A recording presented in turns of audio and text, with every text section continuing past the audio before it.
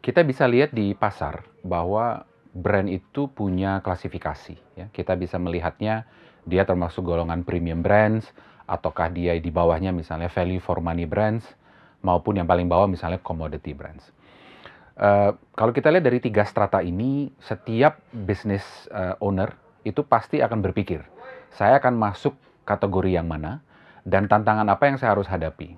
Kalau dia masuk di level commodity, otomatis dia punya kompetisi yang luar biasa besar.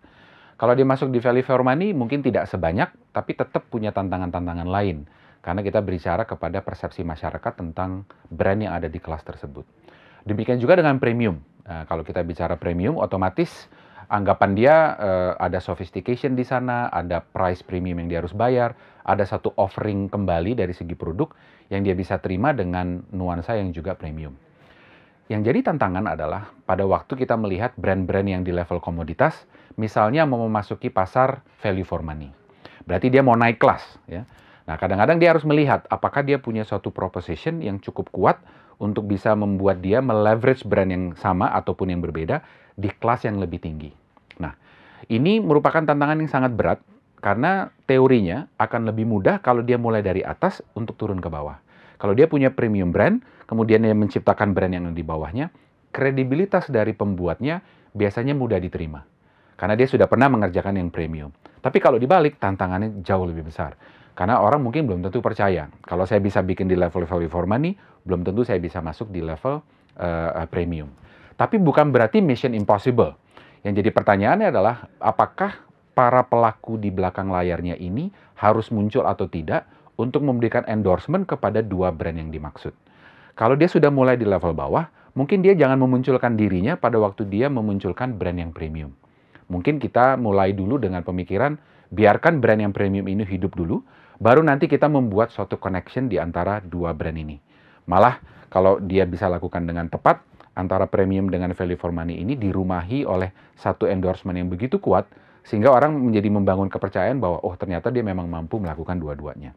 Tapi kalau dia sekarang membangunnya mulainya dari value for money, kemudian si pelaku ini memunculkan dirinya dan mengatakan bahwa saya mampu melakukan yang premium juga, itu biasanya bisa boomerang.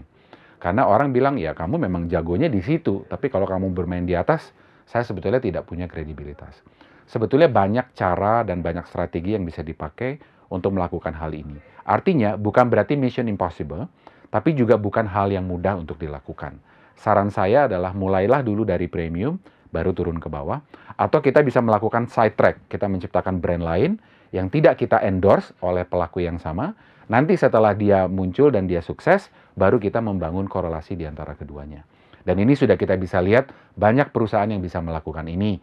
Misalnya kalau saya ngambil contoh Unilever, mereka juga punya segmentasi yang berbeda-beda dan dia kadang-kadang tidak melulu mulai dari yang premium dulu baru mulai yang value for money. Ada juga yang dimulai dari bawah, mereka merambah ke atas. Dan itu membutuhkan suatu leverage dengan adanya kekuatan worldwide support di mana di negara-negara lain brand-brand tersebut sudah muncul dengan lingkup klasifikasi premium brand maupun value for money yang berbeda-beda di setiap negara.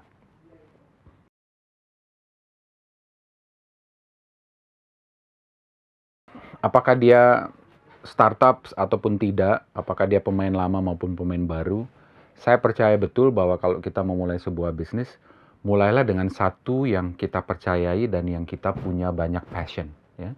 Kita mulai dulu dengan itu.